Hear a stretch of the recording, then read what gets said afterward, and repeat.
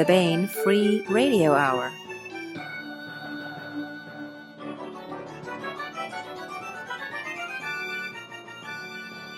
Hello and welcome to the Baen Free Radio Hour. This week, Jeremy Comeaux sits down with authors Mercedes Lackey and Veronica Giguere to discuss The Ship Who Dared. After that, we'll have more One Jump Ahead by Mark L. Van Name, Part 58. Welcome, everyone, to another episode. I am your host, Jeremy Comeaux, and today, for the uninitiated, ladies, if you would, please introduce yourself to everyone and please promote anything and everything you want to promote. Mercedes, if you would go first. Hi, I'm Mercedes Lackey. Got about 146 books in print. And some alone and some with most alone, but some with co-writers. And one of my co-writers is Veronica. Hi, I'm Veronica Giguere. I am one of Mercedes' illustrious co-authors, and I'm also an audiobook narrator. Oh, awesome. Anything else you'd like to promote, website or appearances or anything like that? We're revamping my website. Yay! So it looks like it's from at least the 2010s instead of 1999. There you go. My website is always under construction, as is the nature of things. But www.voicesbyveronica.com for awesome. Anything I do, because I don't need to be in a lot of places. Yeah. So do y'all do any social media or anything like that where people can find you, or it's mostly your website? I think I have social media, but I'm not in charge of it, so. I got you. I'm mostly on Instagram and Threads, some Facebook. Pretty much if you can find Voices by Veronica, that's where I'll be. And it's usually coffee, cats, crochet, and books. Awesome. And so I am a big audiobook fan. I did not know this about you, so I might nerd out a little because I love audiobooks. It's kind of my main way, just because I can do it while I'm doing other things, and of course the production of it. Is there anything that we might know that you've done? Well, so I blame Mercedes for all of it, because way back, there was a series called The Secret World Chronicle, and it started out as a podcast, and I was an avid listener to the podcast, and then suddenly there were no new episodes, and this was in the early days of podcasting, so we're talking like 2006, and serialized fiction was really hot. I was listening to stuff to stay awake because I had a newborn at home, and there were no more episodes. And I knew these people I gamed online with, and I was like, hey guys, I love this. Where are the rest of the episodes? And they go, oh, we lost our narrator. And in a fit of postpartum, I don't know what, I said, oh, well, I did some theater in college. I can come help. And they sent me a story. And the story was a chapter that's now called Changes that Mercedes wrote. And no one told me how to do it. I had a little stick mic, and I was like, okay, so it's like telling a story. Let me try this. And I recorded it. And I sent it in. They sent me another one. And another one. And it just kind of kept going from there.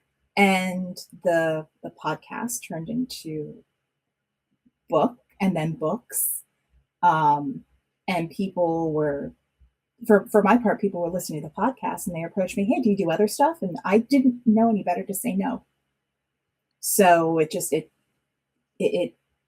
snowballed from there. That's awesome. That's a fun story. And then she ended up writing in it. Yeah. Yes. When you wind up narrating series, and I narrate a lot of science fiction and fantasy. When you narrate series, you get to know the characters really well, and in this case, I wound up writing them, and in other cases, I wind up being like a second like series Bible for authors because I remember the characters and voices and personalities. I'm a very good beta reader because of that, because I remember if you've named a character, it sticks back because oh yeah, that one, you need a different name. You've used it 3 times already. Oh yeah. Yeah. Well, thank God for beta readers. So we are here to discuss the latest book in the Brainship series, The Ship Who Dared, and I finished reading it today, and I loved it. It was great, and I'm not paid to say that.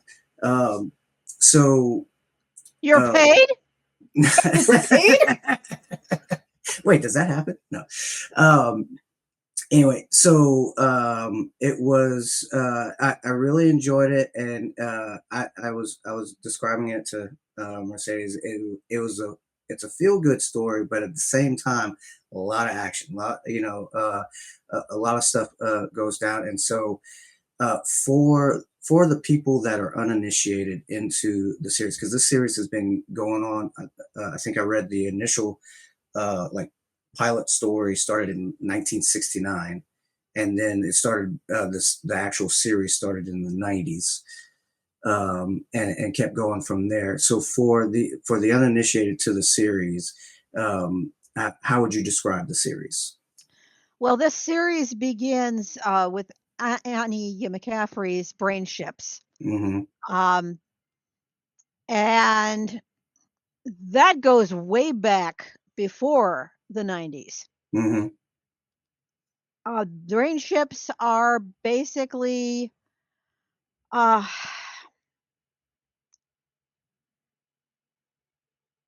Annie's premise was that severely compromised babies get popped into something they call a shell, which is basically life support. Mm-hmm. And from inside the shell, they're hooked up to be essentially the brains for ships and space stations, and I think there are other applications, but the only ones we ever see in the series are spaceships and large space stations. Mm-hmm. And that began with the original story, The Ship Who Sang, and she wrote a book by that name. She wrote it while her dad was dying, so this was basically a very important book to her. And I forget, did it win a Hugo? I think it might have. At any rate, it was a very, very popular book. Mm-hmm. Later in the 90s, late 80s, she decided that she was going to open up this particular world or universe that she'd created, Mm-hmm. and do some collaborations with people. And she initially did 3. Mm-hmm. She did one with me, one with, I think, Jody Lynn Nye. She did 2 with Jody. Yeah. And one with Steve Scherer, I think. S.M. Sterling. Steve Sterling, of course. Yeah. And Margaret Ball. And then she did one with Margaret Ball. Yeah. Mine was the first one. Mm-hmm. And really enjoyed it. I really enjoyed it a lot. Mm-hmm. It was a gas working with Andy. She's amazing. Mm-hmm. And then it kind of went fallow. I I was always willing to do more than one, but my agent was going, "You have projects that are more important and pay better, and you're not dividing the pay with other people." Mm-hmm. My dear agent, bless his heart. Mm-hmm. Uh, so we kind of didn't do anything with it until very recently, and uh, Annie's son Todd approached the packager, Bill Fawcett, Mm-hmm. and said, "Can we do some more of these?"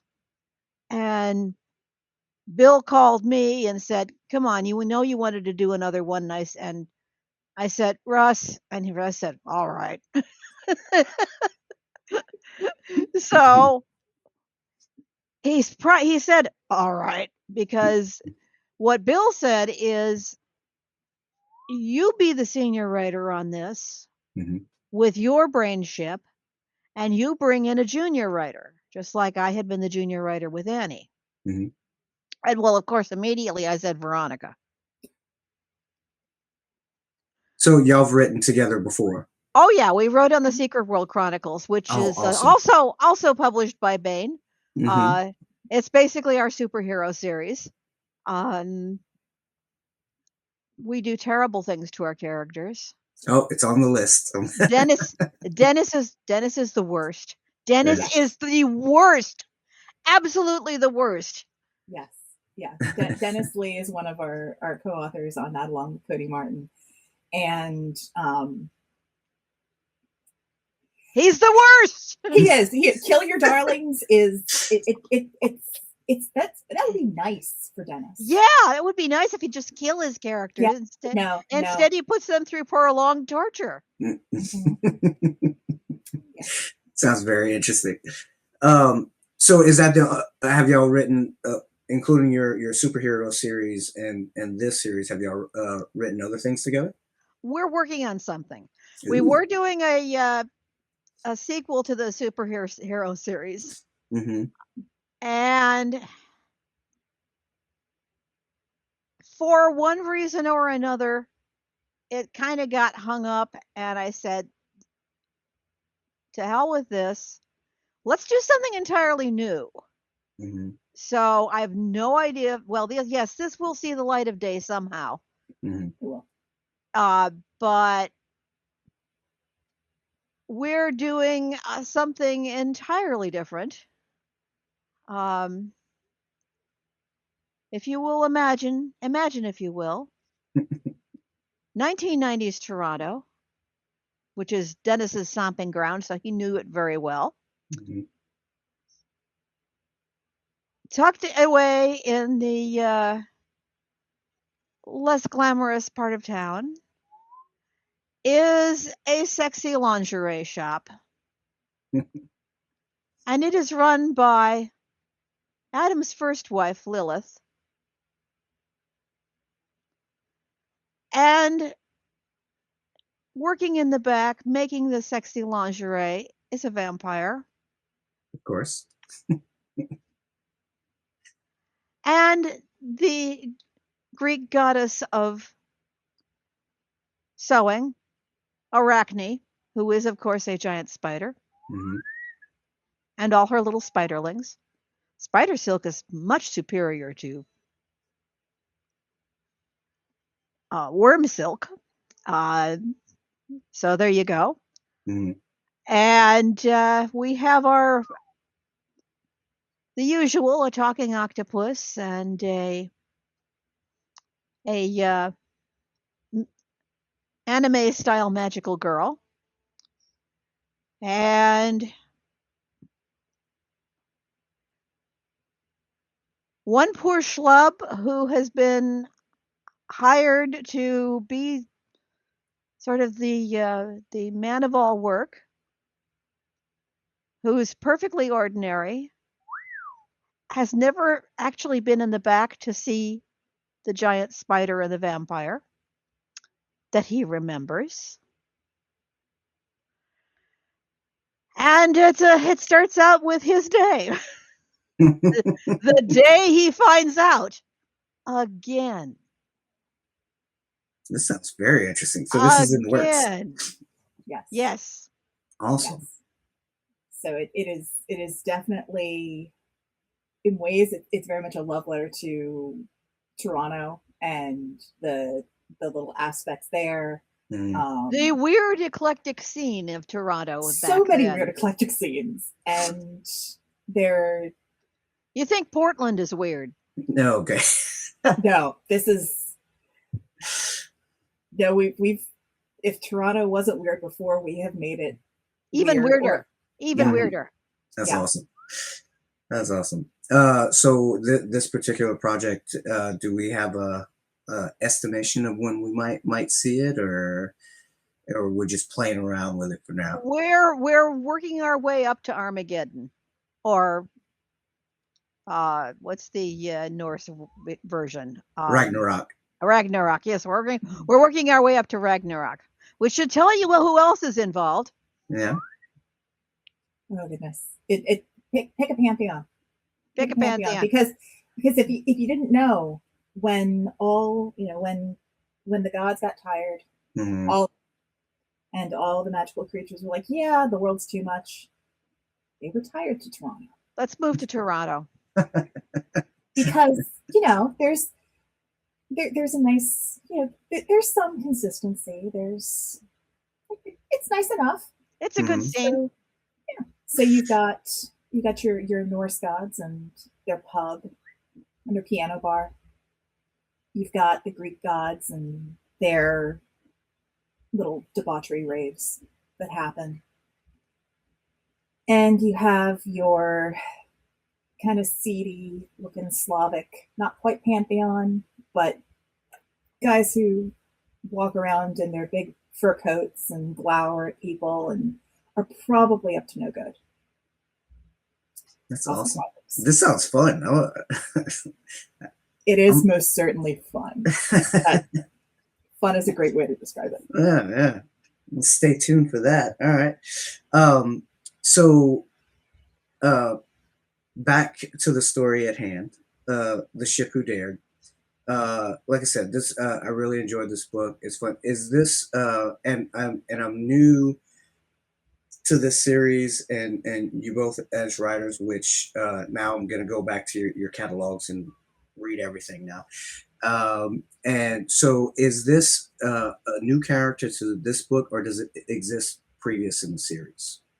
The main characters in this book are the same as in the book that I did with Annie. Okay. And so let's go ahead and describe the characters, and because they're unique even within the series, I'm assuming. Right. Yeah, they are. The primary lead is Tia, Hypatia, who was popped into her shell much later because she came down with an alien disease that paralyzed her. Mm-hmm. And she begged to be put in a shell, which was normally not allowed, because the transition basically made some people crazy. Most people crazy that they tried it with, but not Tia. And in the initial book, she is, because she didn't come to this from birth, she's a good bit more rebellious in a way than other shell people. You have to understand that because this process is very expensive, raising the kids, training the kids, equipping the kids, this was Annie's take on the way that capitalism would exploit this sort of thing. Mm-hmm. The kids arrive at their job, their first job, whether it's a ship or a station or something else, with an enormous debt, kind of like a college debt, actually. And they have to pay it off. And of course, everything that they they do with their bosses that loses the boss money, that adds to their debt. Tia went into this going, I'm going to get this thing paid off. So while she's doing her Brainship stuff, she's also investing, finding companies to invest in. Mm-hmm. And she gets the notion that she would like to have a robotic body. So she invests heavily in the prosthetics company that provides aids for people who are not that severely as severely handicapped as a shell person. Mm-hmm. And ultimately, she gets enough pull in the company because of her investment that she gets them to create a robotic body that she can operate remotely, just like she operates the ship. That was her big goal. That's one of the end goals for the book itself. So that's Tia. Mm-hmm. Alex is her partner. You have what they call brains, which are the shell people, and then you have what they call bronze, which, because the shell people initially didn't have much besides some little remote drones to do things that were not part of ship handling. You got a brawn partner who does all that stuff. And they have to be extremely compatible. Mm-hmm. Because it's just the two of them out in the deep dark of space most of the time. So Alex is a very nice guy. He's a little different from the Braun in Annie's book, which makes those two uniquely compatible. Yeah. So those two are carried over from the first book, the Ship Who Searched. And what is their relationship like? Or I mean, are they like? Would you say they are, romantically involved, or are they brother and sister, or they're just co-workers? How would you describe their? Oh, they're definitely romantically involved. I mean, that's the whole thing with the initial ship who sang, Mm-hmm. is that the brain and the brawn are not supposed to get romantically involved, and Annie's characters do. So we kind of followed in that footstep with Alex and Tia. So yeah, by the time we get to the second book, they're romantically involved. Okay. Very.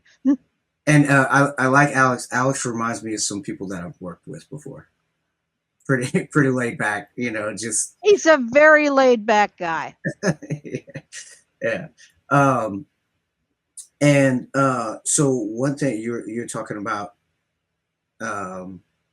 Tia being kind of not ornery, but willing to push back, and yes, very much so. I really like the way y'all wrote some of the interactions between like her and her company, and things like that, and how best way to say it, she was very pleasant when she was speaking to them. She told them to go someplace and stay put, but did it in a way that's like, you can't.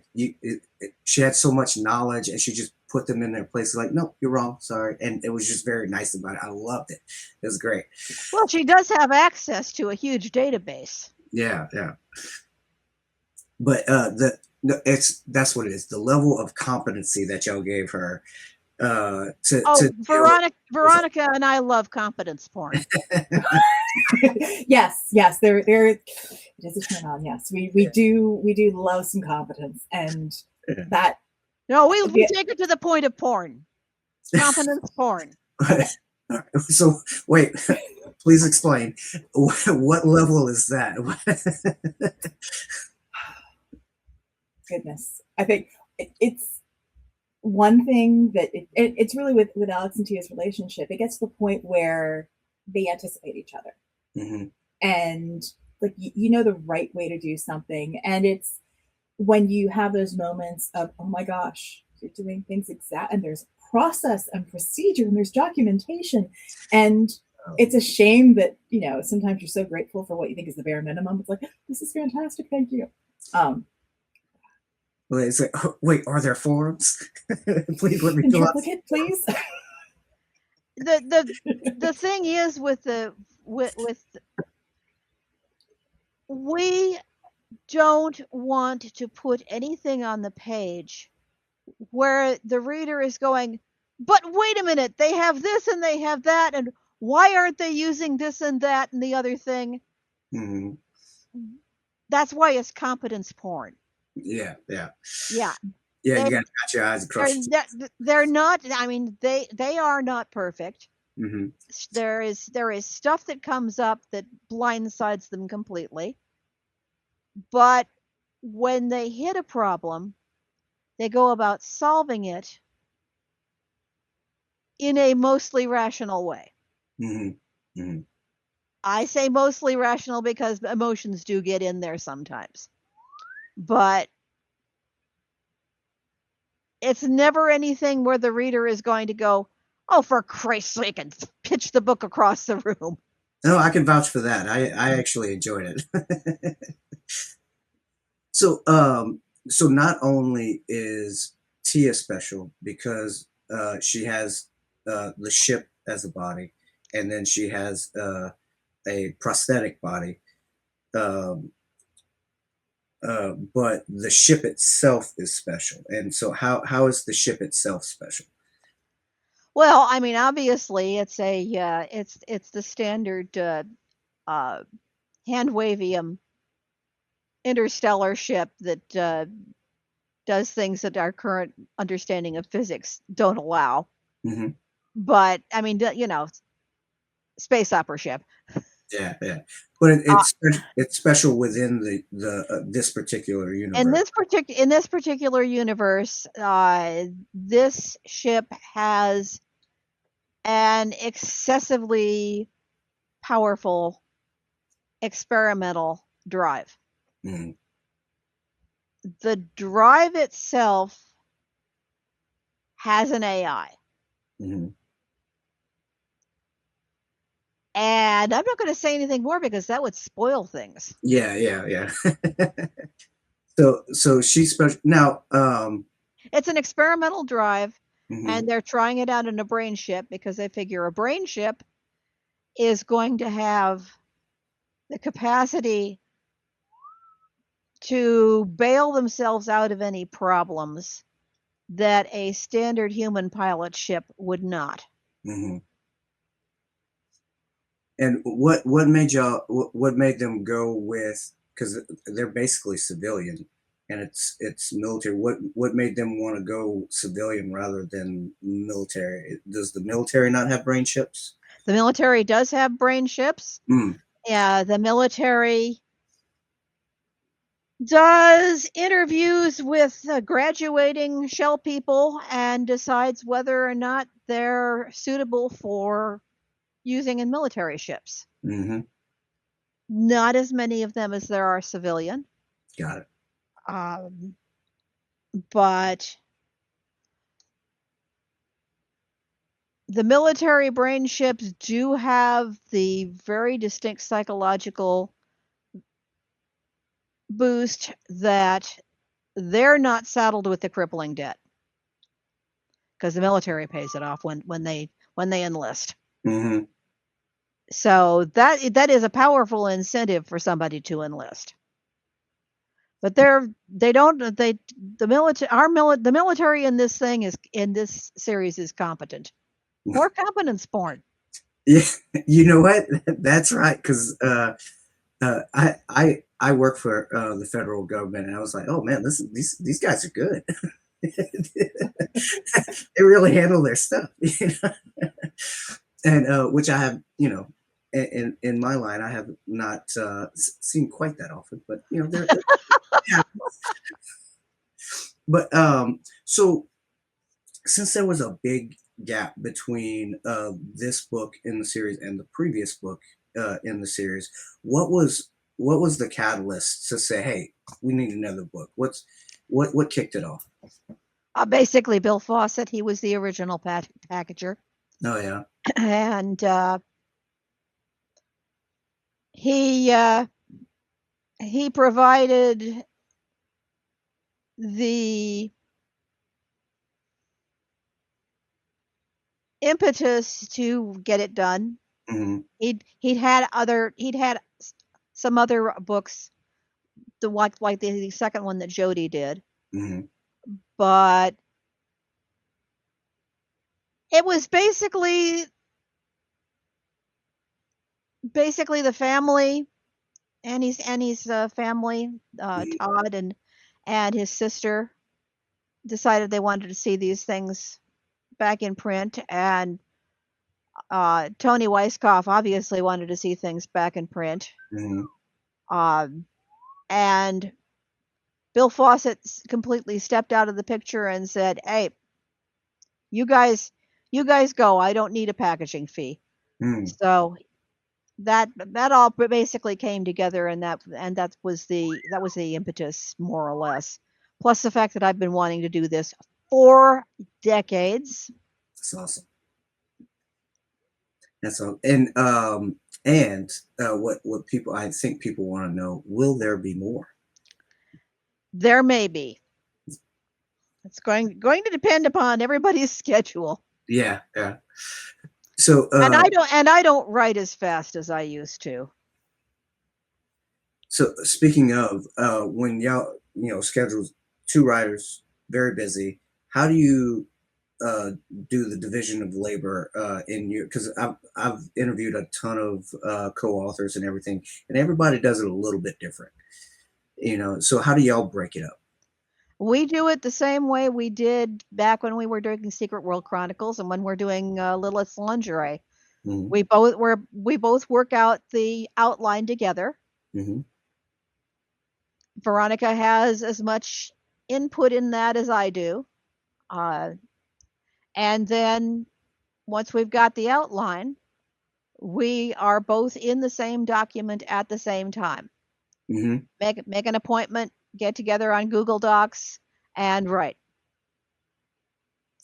Yeah, and some people will divide books up by character. Like one person will write specifically for this character, another person will write for this character.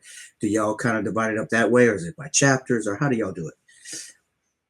In the Secret World Chronicles, we took individual characters. Hmm. In Lilith's Lingerie, we're taking individual characters, but in this, we both wrote pretty much all the characters, except she surprised me with chickens.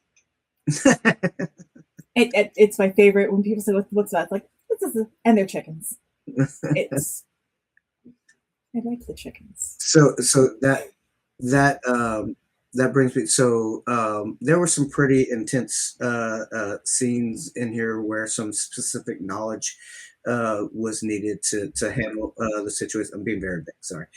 Um, and was there any fun research that you had to do in order to write some of these scenes, or did you just like watch a lot of Grey's Anatomy, or how's that work?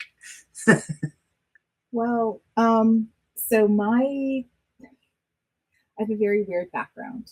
Okay. I have degrees in ocean engineering with a focus on naval architecture and hydromechanics.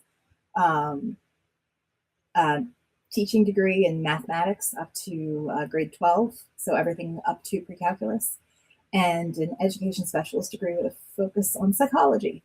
So basically, I'm nerdy and very confused, and I can diagnose it. But a lot of the ship and technical stuff, I was a ship surveyor as a civilian early on, and ships in space and ships in water are really not so very different. Mm-hmm. And so pulling from that with some of the math and science was like, oh, I remember that. And if I didn't, you knew where to look. I knew where to look, and push comes to shove. I have a kid who's studying engineering. I'm like, hey, that term, can you? And they're like, oh, what do you need? So That's awesome. No, and there was one specific scene where a lot of medical, there were medical issues, and everything. Was that just pulled out of your head, or did? that was. Oh, good Lord, yeah.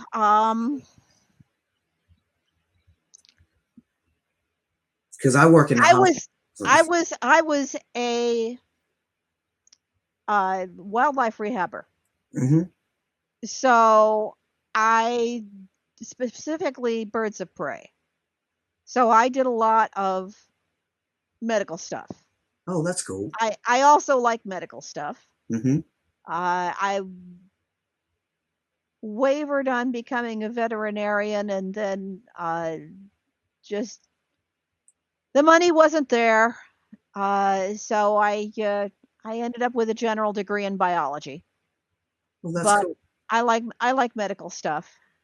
I watched a lot of medical shows growing up. Mm-hmm. So I have hands-on experience, and I have watching shows experience, and I have enough medical doctors, or have had enough medical doctors as friends, that they would always go, oh God, that was so wrong Mm-hmm. on the medical shows. So I got a lot of medical neepery. That's cool. Well, it shows because you sold me. I was like, oh, somebody knows what they're doing. So, and I find that cool because a lot of people, who don't know people, writers personally, will think, oh, they just, they went to school for writing and they came out and they were writers and they just. No. Nope. Yeah. Nope. And it is rare that is ever the occasion that somebody knew that they wanted to be a writer from 7 years old or younger. Oh, I knew I wanted to be a writer, but I didn't think there was any way I could make a living at it. Yeah. Well, yeah, it's like my wife. I think she wrote her first story at 6 years old, and I'm sure it was amazing, and. and all that, but she had an entire career before she became a writer. So it's always interesting to hear what people have been into before they made it writing. And you have a very Veronica, you have a very varied background, which is pretty unique. I haven't heard that one before, so that's pretty cool. And then the wildlife stuff is pretty awesome, and so it's just always very interesting to hear what people were up to outside of writing. And so a little bit more to get to know you type stuff. So y'all are very busy writing, doing voice work, family, all that stuff. What do you do to keep the creative juices going, or simply to entertain yourself? Or are you reading, or you watching TV, movies, music? What are you into? I have music going on the I have classical music station going all the time, so I'm always listening to music. Mm-hmm. Every night Larry and I get together, Larry's my husband, Mm-hmm. get together for dinner with TV and birds. Wait, how many birds do you have? 11. Oh, wow. The smallest is our 1, 2, 3 Goffin's cockatoos. The largest is a blue and gold macaw. Mm-hmm. And this, where are you, dear? There you are. This is Elsie Bird, named for Elsie Wilhelm, who was the one of the 2 founders of Daw Books, because she and her daughter gave Elsie to me. Awesome. That's my girl. And I think You Veronica. don't like the microphone, do you? I see you have cats. Is that what I see? And I have cats too. Oh, really? Yeah. Do cats and the birds get along? They are in entirely separate parts of the house. Oh, The cats have refrained from trying to come into the bird room because when they do, they are met with earth-shattering howls. So, I can imagine. yeah. Yeah. But yeah, Veronica, I see you've got some I stuff. have cats. Yeah. One of my authors who I've done almost like 20 some books for in narration.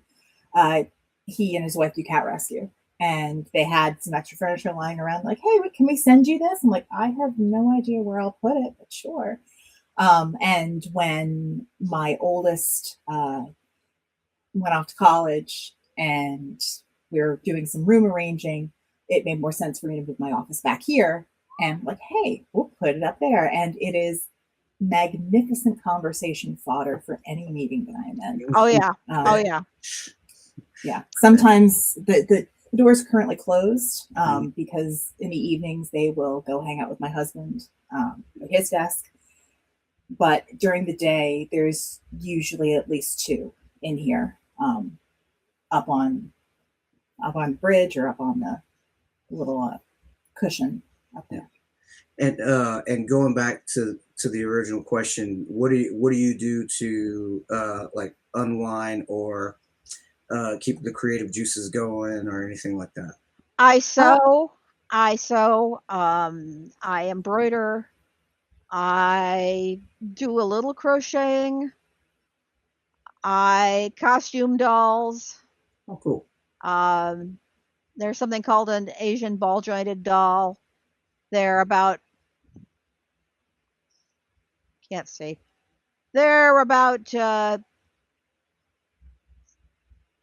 feet tall, and they're much easier to costume than Barbies are because I'm old and my eyes are not what they used to be. Let's see. I used to do music. I don't anymore. But I used to do music. When you say do music, did you play an instrument or? Oh yeah. I play several. I can still play several instruments. Oh, awesome. I can play a couple of woodwinds and a guitar, and I was learning mandolin, and then I just sort of got busy writing and stopped doing the mandolin. So instead, then stopped doing the guitars, sold my guitars. Yeah. Something called filk music, which is science fiction, and you know what filk music is. I used to do a lot of filk when I went to conventions. That's cool. So, what else do I do? Like I said, a lot of needlework. Oh. And human clothing too, but the doll stuff is smaller and easier to finish. Yeah. Oh yeah. Yeah. You need attainable goals. And Veronica, what are you into? So I do a lot of crochet. That is my jam. I joke that crocheting is socially acceptable stimming for those of us who are neurodivergent. So I usually do big projects. So I do blankets. I do cardigans. I'm working on a cardigan for myself now because I can do granny squares. I've done bags. I've done gifts for my daughter's friends. I bake. So that's my thing. I joke that some of the books I've narrated, they make you hungry. There's a series I narrated about a magical bakery, and literally after I finished that book, I figured out how to make orange chocolate scones. And so I have a scone recipe that I've hacked like 5 or 6 times. Cheesecake recipes I've hacked several times. So that's just, it's fun. There are fewer people in my house now, so that's a little challenging. I can't pawn food off on folks. And, I sit down with my husband in the evenings and we'll watch, got a couple series that we'll watch. he has a lot more disposable time. He's in IT, so he will listen or have something on the background. And oftentimes he'll watch hey, you probably like this. We'll sit and watch this together. And watching it together usually means I'm watching it for the first time while I'm crocheting something, and he's watching it for the second time while he is doing quality control on code that he wrote earlier that day. It's very, very nerdy. But I have one kid who's still at home, and so I'm usually not so much right now. She's a student athlete, so when her sports in season, I'm traveling, I'm coaching with her, and now it's just I tutor a lot of math homework. Mm-hmm. So I'm not sure if that's unwinding, but I was going to say, it sounds like you got a couple jobs, with the tutoring, the audiobooks, writing. The joke is I do not idle well. The fact that I can finish a crochet project is something. Yeah, I was about to say. So what do you, as far as work goes, what do you spend your most time doing? Is it writing? Is it audiobooks? Math? Audiobooks are the main thing. That's okay. That's usually I'm doing the better part of my work days. And then writing happens less. And it's balancing. Some days there's a lot, some days there's little. Writing and researching. The workday is writing and researching mostly. Yeah. And are y'all night owls? Are y'all daytime? Oh God, night owl. oh God, yes. Very much a night owl. Yeah, going by the hours that y'all sent me for the interview, I was like, yeah, they work at night. I joke that I turn into a pumpkin like 10, 11 o'clock, and I can push it a little later, but I cannot sleep in late. I will be awake by 7 o'clock no matter what, and I can't help it. So I won't. No, you won't, and that is okay. I won't. So wait, so how do y'all just when y'all write together, are you writing in shifts, like you're writing at night and then you pick it up during the day, or? Nope, we're in the file together and working together, and sometimes Veronica has gone in there and picked at the thing. Yeah. With some specific scenes, but mostly when the writing is being done on a collaboration with Veronica and myself, we're in the file together. Awesome. And it makes dialogue a whole lot more fresh. Oh, yes. Yeah, I could see that a little bit smoother. Way smoother. Yeah. So one more thing. So are y'all reading anything right now that you're into, or do you not have time to read? I am rereading the Vaniel books because I'm doing for DAW. I'm doing another Vaniel book. Oh, awesome. Which should be out in the summer. So sometimes I have to reread to make sure I've got the tone right. And I'm also reading research on the Regency because I'm doing a Regency series in my Elemental Masters series. Awesome. So I'm doing some of that. So a little research. What am I researching? Oh, you're reading the book so you can continue writing in the series. Well, yeah, but in the Regency series, I'm reading some Regency period fiction.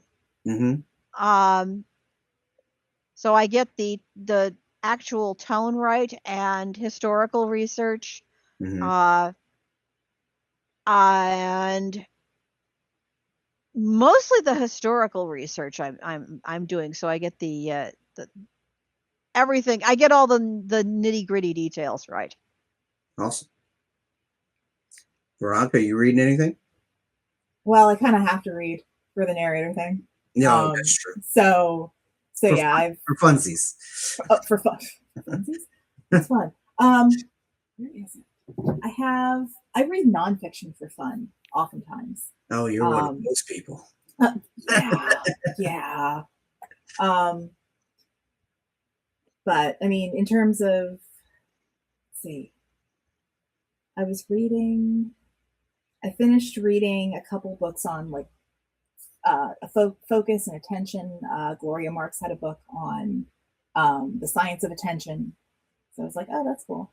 And currently I am slowly working through A City on Mars by Kelly and Zach Weinersmith,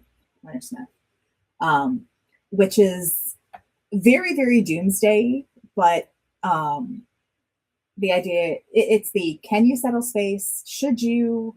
Why the science will work, why it won't work. Mm-hmm. The short answer. The short answer is no. And I'm like, but this is science fiction, so I can. It's fun seeing what rules I can bend, and then what awful things I can do later. Oh, and so when your audiobooks that you do you do a little bit of everything? Do you focus mostly on science fiction or fantasy or? As Veronica, I focus on sci-fi, fantasy.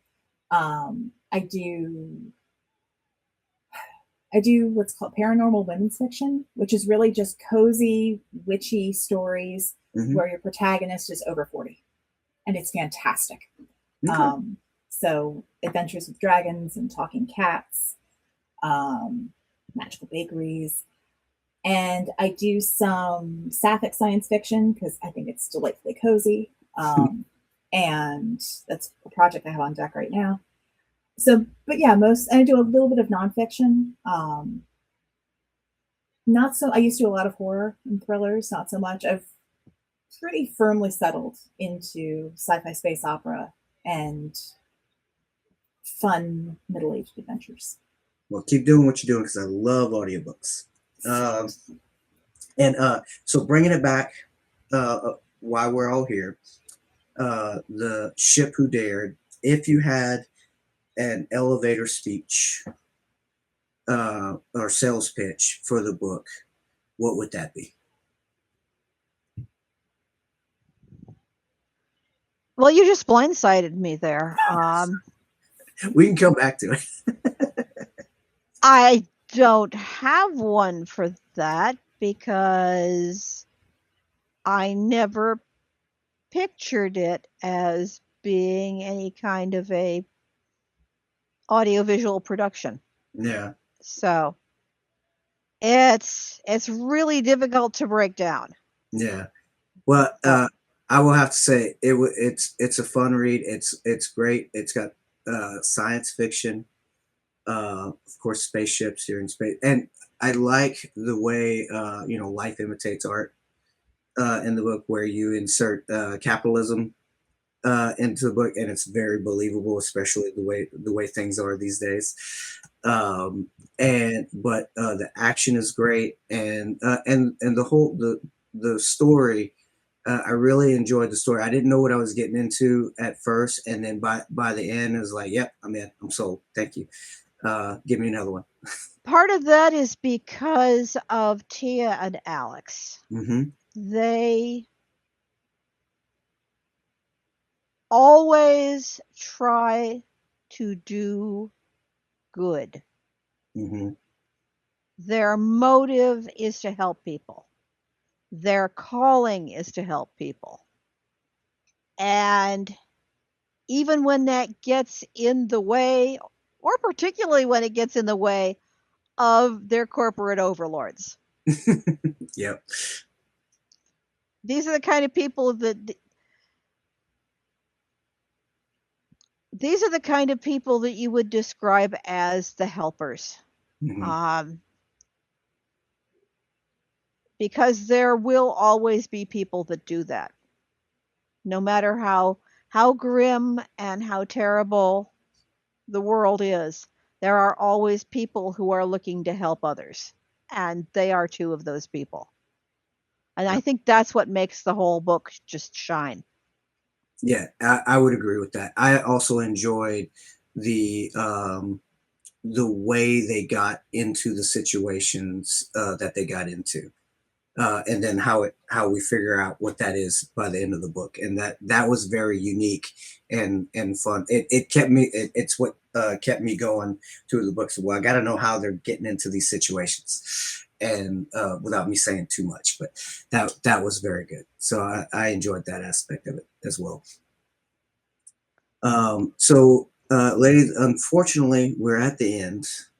And I hate to say goodbye, but we're eventually going to say goodbye. But I want you to go ahead and one more time promote anything you want to promote, where people can find you, projects that you're working on that might that you can talk about, of course, anything like that. And Mercedes, if you would go first. Well, my website is www.mercedeslackey.com. I've got someone who is helping me with the social media stuff. Mm-hmm. So I know there's a Facebook. I think we've left the Twitter account to just die a deserved death. Elon Musk, I hate you.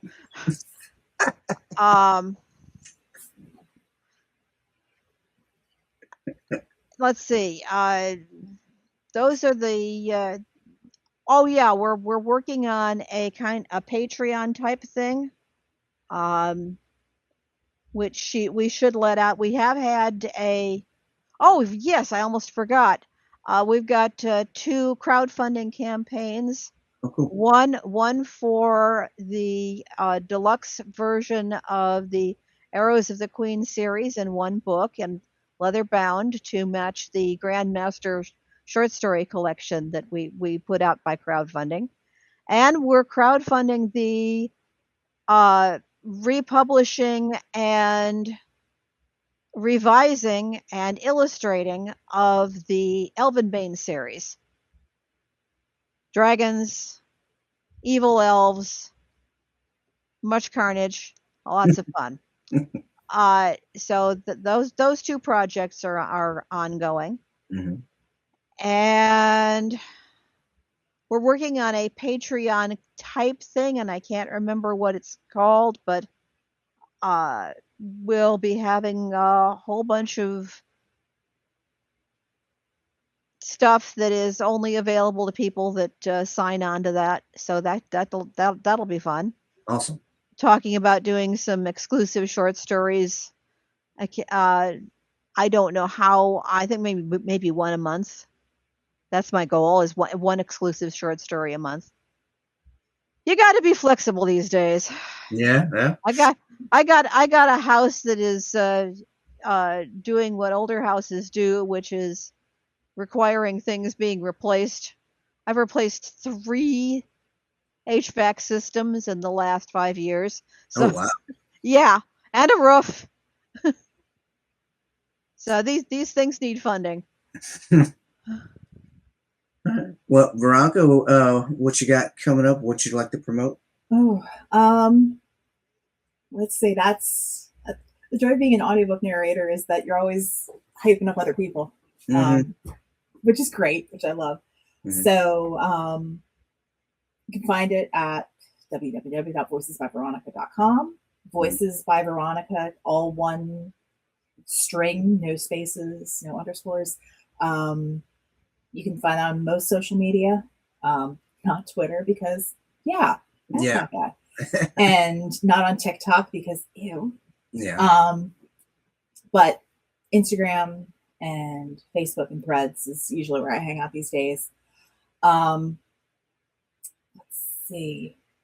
If you want to listen to me tell stories, you want to listen to me tell Mercedes stories, I narrated the Grandmaster anthology short stories, which was wild and so much fun.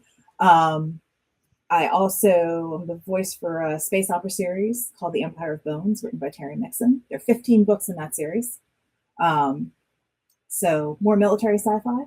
Mm-hmm. And then if you like cozy, magical bakeries, the series is Baking Up a Magical Midlife by Jessica Rosenberg. And don't listen hungry because you'll wind up baking scones like I did. it'll be a problem. I get it. Yeah. All right. Well, ladies, it has been a pleasure. Thank you very much for doing this with me, and please keep up the good work. I thoroughly enjoyed the book, and hopefully, I get to read the next one when it comes out. And I will be checking. Well, I've got plenty of stuff to read. Oh yeah, no, I'm going to check out 146 books. I mean, and for Bane, we've got the urban fantasy stuff, which is basically hot elves, fast cars, and rock and roll. I love urban fantasy. That's my main genre. I love it. Well, we've got the whole urban fantasy there for Bane. So dig those up out of the back and have some of those. Yes, ma'am. Will do. All right. Well, it has been a pleasure. Thank you again. And to everyone out in TV land, we'll catch you next time. Good night. Good night. Bye.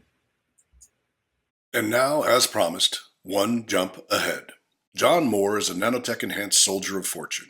Lobo is an AI, a living weapons and intelligence platform of enormous destructive potential. Two very dangerous wolves in a galaxy of deadly corporate and paramilitary predators. But Moore has grown weary of the killing, and just once he'd like to finish the job without leaving a trail of blood behind him. Not going to happen. Not on a pristine planet called Mackin, where two gigantic corporations vie for control of the local jump gate and access to the riches of an undeveloped world. Dealing with a kidnapping and extortion scheme is only the beginning for Moore and Lobo as they work to stay one jump ahead. He waved his arms and said something I couldn't hear. I realized then that the suit's audio feeds were still off. I grabbed him, pulled an injector from an arm pouch, and jammed it into the side of his neck. He collapsed. I turned on the audio feeds in time to hear Lobo land, the sound barely audible over the pounding in my ears and the rasping of my breath. I released the helmet and shook my head, glad to be in the open air. Lim darted out of Lobo, her helmet also off, hair tightly bound onto her head, face drenched in sweat, eyes wild, breath coming sharp and hard. She pointed at the man she'd taken down. "You owe me," she said, between breaths. She smiled, eyes still shimmering madly. I looked down at the men on the ground beside me, then nodded. I glimpsed myself in my helmet's faceplate. My eyes were as crazy as Lim's, and I was smiling too. I'd given into it again, lost the battle for control, a fight so very easy to lose. Unless you were very lucky or very damaged, violence always consumed at least part of you. It ate through your civilized exterior like acid through cloth, uncovered the animal inside, and left you, if you were lucky enough to emerge alive, shaking and terrified, and yet happy. Juked from the conflict, your body still in it, part of you not ready for it to be over, and another part elated that it was, and that you weren't among the dead. This had been no big thing, as safe an action as an armed mission could probably be. The Zychek guys overmatched before it started, and yet the violence had spidered into me again. Each time I put myself in this situation, I resolve not to do it again, but I always do.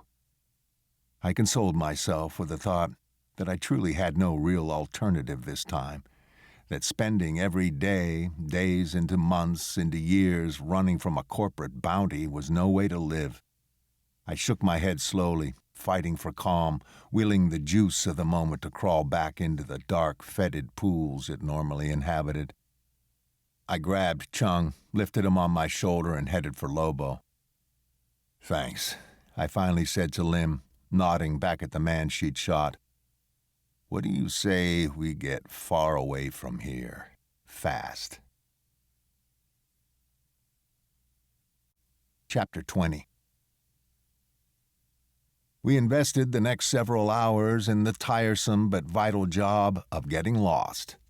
With Chung stripped and strapped into a med bed that secured and sedated him, his possessions in a drawer in the medic area, and both Lim and me tucked into acceleration couches, Lobo took over. We rocketed out of the hot zone at tree level into the least populated of the nearby areas, then shot straight up into orbit where we first wove among some of the busier sats.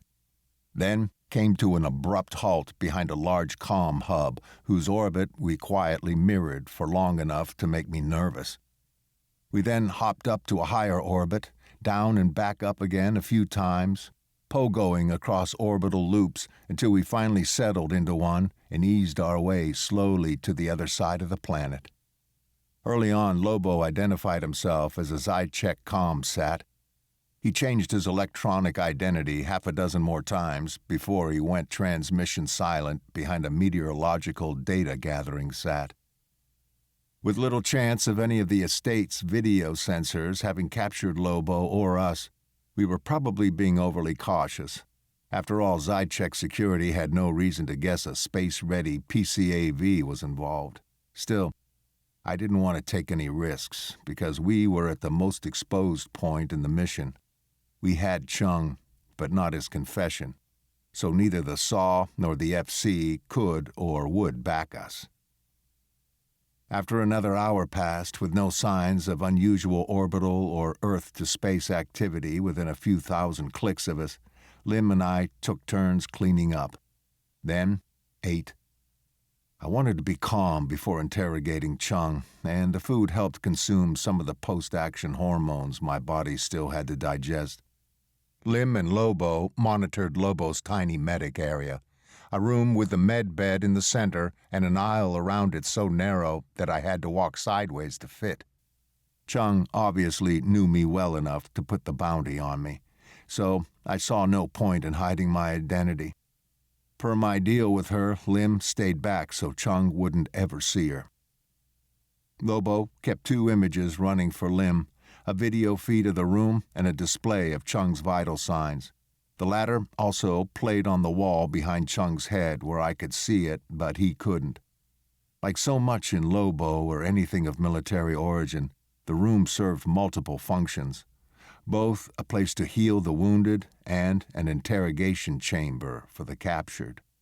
Simple cleaning arms had wiped Chung's face and ears. Restraints over his waist, chest, neck, head, arms, and legs bound him securely to the bed. He'd be able to move his eyes to follow me, and he could wiggle his fingers and toes if he wanted to make sure they still functioned, but that was all. I didn't want to risk either of us doing something stupid. When I entered the room, Lobo instructed the med bed to inject Chung with a blend of slight physical stimulant to wake him and a mood stabilizer to level his vitals. Deviations from the norms on the display would let us all know when he was lying.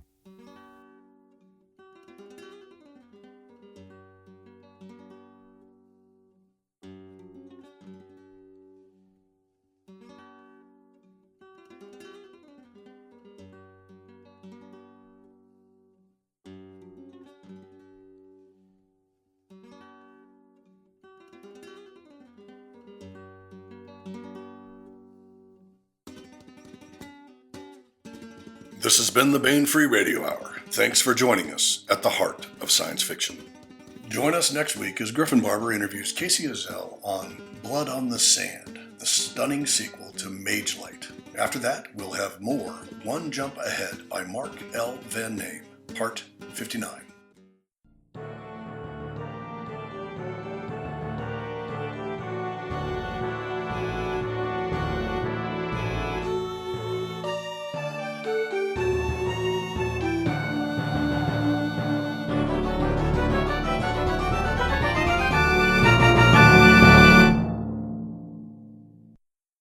Score by Ruth Judkowitz.